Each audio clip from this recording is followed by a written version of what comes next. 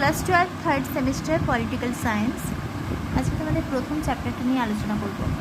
এক্ষেত্রে 12-এ থার্ড সেমিস্টারের সিলেবাসে দুটো চ্যাপ্টার রয়েছে। এবার দুটো চ্যাপ্টারে কিন্তু 3টে করে ইউনিট রয়েছে। প্রথম চ্যাপ্টার সময়কালীন বিশ্বের নিরাপত্তা, নেক্সট ভারত সরকার এবং সমসাময়িক রাজনীতি। ওই সময়কালীন বিশ্বের নিরাপত্তার মধ্যে 3টি ইউনিট রয়েছে। দ্বিতীয় বিশ্বযুদ্ধোত্তর পর্বে আন্তর্জাতিক সম্পর্ক, আন্তর্জাতিক সংগঠন ও প্রতিষ্ঠানসমূহ এবং সময়কালীন বিশ্বের নিরাপত্তা। দ্বিতীয় চ্যাপ্টারেও 3টে ইউনিট আছে। ইউনিট 4-এ রয়েছে রাষ্ট্র নির্মাণের প্রতিবন্ধকতাসমূহ, রাজনৈতিক দল এবং দলব্যবস্থা ও ভারতের পররাষ্ট্রনীতি। তো আজকে আলোচনার বিষয় দ্বিতীয় বিশ্বযুদ্ধোত্তর পর্বে আন্তর্জাতিক সম্পর্ক। আমি ছায়ার বইটি ফলো করছি আর নোটস থেকে পড়াবো। ওকে, তো ইউনিট 1, দ্বিতীয় বিশ্বযুদ্ধোত্তর পর্বে আন্তর্জাতিক সম্পর্ক, international relations in the first second world war period. প্রথমেই যেটা আছে ঠান্ডা লড়াই। ঠান্ডা লড়াই তাহলে কি? দ্বিতীয় বিশ্বযুদ্ধ হয়েছিল 1939 থেকে 1945 খ্রিস্টাব্দে, কিন্তু দ্বিতীয় বিশ্বযুদ্ধ শেষ। এবার দ্বিতীয় বিশ্বযুদ্ধের পরে 1945 থেকে শুরু করে 1991 খ্রিস্টাব্দ পর্যন্ত দুটি দেশ কিন্তু শক্তিতে আসে। সর্বশক্তিমান দুটি দেশ, এক হচ্ছে ইউএসএ বা মার্কিন যুক্তরাষ্ট্র, আর 2 ইউএসএসআর অর্থাৎ সোভিয়েত ইউনিয়ন। এই দুটি দেশের মধ্যে যে একটা না রক্তক্ষয়ী না যুদ্ধ, ঠিক ওরকম না, এটা ক্ষমতা নিয়ে, ক্ষমতার বিস্তার সংক্রান্ত যে একটা পারস্পরিক প্রতিদ্বন্দ্বিতা, প্রতিযোগিতা, এটাই হচ্ছে ঠান্ডা লড়াই। এখানে কিন্তু কোনো রকম কোনো রক্তক্ষয়ী ব্যাপার নেই, ঠান্ডা লড়াই, শান্তিপূর্ণ। আচ্ছা, না যুদ্ধ না শান্তি, এটাই হচ্ছে ঠান্ডা লড়াই। ঠান্ডা লড়াই তাহলে কাদের মধ্যে, কোন দুটি রাষ্ট্রের মধ্যে হয়েছিল? সোভিয়েত ইউনিয়ন এবং মার্কিন যুক্তরাষ্ট্র। ইউএসএ মানেই হচ্ছে আমেরিকা বা মার্কিন যুক্তরাষ্ট্র। সোভিয়েত ইউনিয়ন যেটা, সোভিয়েত ইউনিয়ন অর্থাৎ যে সময় ঠান্ডা লড়াই বা ঠান্ডা যুদ্ধ যে সময় হয়েছিল বা ঠান্ডা লড়াই যে সময় হয়েছিল, তখন কিন্তু এটা সোভিয়েত ইউনিয়ন নামে পরিচিত ছিল। এবার 1991 সালে ঠান্ডা লড়াইয়ে অবসান ঘটে।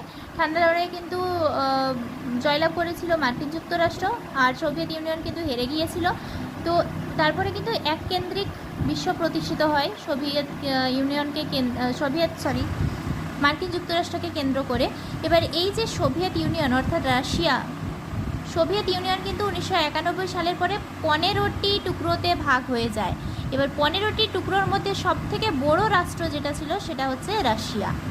সেজন্য সোভিয়েত ইউনিয়ন যেটা, তাকে আমরা এখন বর্তমানে রাশিয়া বলে থাকি। তো রাশিয়া এবং আমেরিকা যুক্তরাষ্ট্র বা সোভিয়েত ইউনিয়ন এবং মার্কিন যুক্তরাষ্ট্রের মধ্যে কিন্তু এই ঠান্ডা লড়াই হয়েছিল। যুদ্ধের প্রস্তুতি নেয় কিন্তু যুদ্ধে লিপ্ত হয় না, এটাই ঠান্ডা যুদ্ধের বা ঠান্ডা লড়াইয়ের মূল বৈশিষ্ট্য। এবার সেকেন্ড ওয়ার্ল্ড ওয়ার হয়েছিল কিন্তু 1939 থেকে 1945 খ্রিস্টাব্দ। কাদের মধ্যে হয়েছিল? মিত্রশক্তি এবং অক্ষশক্তির মধ্যে। এবার এই মিত্রশক্তির মধ্যে কিন্তু ইউএসএ ছিল, ইউকে অর্থাৎ ব্রিটেন ছিল, ইউএসএসআর অর্থাৎ সোভিয়েত ইউনিয়ন আর ফ্রান্স ছিল। তখন কিন্তু এরা এই দুজন অর্থাৎ ইউএসএ ইউএসএসআর একসাথে কিন্তু এরা বন্ধুত্বপূর্ণভাবে কিন্তু এই মিত্রশক্তি মানে দ্বিতীয় বিশ্বযুদ্ধ কিন্তু সংগঠিত করছে। দ্বিতীয় বিশ্বযুদ্ধে কিন্তু জিতেও আসছে এই মিত্রশক্তি একসাথে। তারপর দ্বিতীয় বিশ্বযুদ্ধ যখন শেষ হয়ে যাচ্ছে, তারপরে কিন্তু এদের মধ্যে ঠান্ডা লড়াই শুরু হলো। আরেকটা শক্তিজোট ছিল যেটা হেরে গিয়েছিল সেকেন্ড ওয়ার্ল্ড ওয়ারে বা দ্বিতীয় বিশ্বযুদ্ধে, সেটা হচ্ছে অক্ষশক্তি। অক্ষশক্তির মধ্যে তাহলে কারা ছিল? জার্মানি, ইটালি, জাপান এবং স্পেন ছিল। এরা কিন্তু হেরে গিয়েছিল। আচ্ছা, দেখা যাক সেকেন্ড ওয়ার্ল্ড ওয়ার বা দ্বিতীয় বিশ্বযুদ্ধ। দ্বিতীয় বিশ্বযুদ্ধে একসাথে সোভিয়েত ইউনিয়ন এবং আমেরিকা যুক্তরাষ্ট্র একসাথে যুদ্ধ করিলেও শেষে ইউএসএসআর বা ইউএসএসআর হচ্ছে সোভিয়েত ইউনিয়ন এবং ভার্সেস ইউএসএ বা মার্কিন যুক্তরাষ্ট্র, এদের দুজনের মধ্যে কিন্তু মতভেদ দেখা যায়। আচ্ছা, এখানে একটা কথা বলে রাখি, ইউএসএসআর যেটা ছিল এটা হচ্ছে সমাজতান্ত্রিক, অর্থাৎ রাশিয়া যেটা ছিল সেটা হচ্ছে সমাজতান্ত্রিক, আর ইউএসএ অর্থাৎ মার্কিন যুক্তরাষ্ট্র এটি ছিল হচ্ছে পুঁজিবাদী রাষ্ট্র, আর এটা সমাজতান্ত্রিক রাষ্ট্র। ইউএসএসআর হচ্ছে সমাজতান্ত্রিক, ইউএসএ হচ্ছে পুঁজিবাদী রাষ্ট্র। তাহলে এদের মধ্যে একটা মতবিরোধ দেখা যায়। ইউএসএসআর চাইছিল যে সে সমাজতান্ত্রিক রাষ্ট্র প্রতিষ্ঠা করবে পুরো বিশ্বে, আর ইউএসএ চাইছিল না পুরো বিশ্বে পুঁজিবাদী রাষ্ট্র প্রতিষ্ঠা হোক। এটা কিন্তু দ্বিতীয় বিশ্বযুদ্ধের পরে, দ্বিতীয় বিশ্বযুদ্ধ কিন্তু এরা একসাথেই করেছে। ইউএসএসআর ছিল, ইউএসএ ছিল, ফ্রান্স ছিল, ব্রিটেন ছিল, একসাথে কিন্তু হয়েছে এবং এরা জয়লাভও করেছিল। এবার দ্বিতীয় বিশ্বযুদ্ধ যখন শেষ হচ্ছে, অর্থাৎ 1945 সালের পর থেকে কিন্তু এদের মধ্যে এরকম মতবিরোধ দেখা যেতে থাকে। নেক্সট, এটা কোল্ড ওয়ার। কোল্ড ওয়ার বা ঠান্ডা লড়াই, একটি কিন্তু বকলমের যুদ্ধ বলা হয়, যাকে প্রক্সি ওয়ার বলা হচ্ছে। এবং কোল্ড ওয়ার যেটি শব্দটি প্রথম ব্যবহার করেছিলেন বার্নার বারুচ, আবার কোনো কোনো জায়গার ওয়াটার লিপম্যানও রয়েছে। তাছাড়া দ্বিতীয় বিশ্বযুদ্ধোত্তর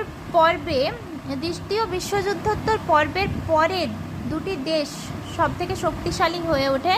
সেই দুটি দেশ হচ্ছে, আগে বললাম, ইউএসএ এবং ইউএসএসআর, যাদের দ্বিমেরু বলা হচ্ছে। তাহলে দ্বিমেরু কাদের বলা হচ্ছে? ইউএসএসআর মানে হচ্ছে সোভিয়েত ইউনিয়ন, এবং ইউএসএ মার্কিন যুক্তরাষ্ট্র, এই দুটো রাষ্ট্রকে একসাথে একত্রে দ্বিমেরু বলা হয়ে থাকে। যে সমস্ত দেশগুলো কোনো জোটেই অংশগ্রহণ করে না, দুজনের সাথেই সুসম্পর্ক বজায় রাখে, তাকে জোট নিরপেক্ষ আন্দোলন বলা হয়ে থাকে, তাই জোট নিরপেক্ষতা বলা হয়ে থাকে। যেমন ভারত ওই সময় কিন্তু না সোভিয়েত ইউনিয়নের দিকে, না ইউএসএ আমেরিকা যুক্তরাষ্ট্রের দিকে, মিডিল পজিশন, দুজনের সাথেই কিন্তু সুসম্পর্ক বজায় রেখেছিল সেই টাইমে।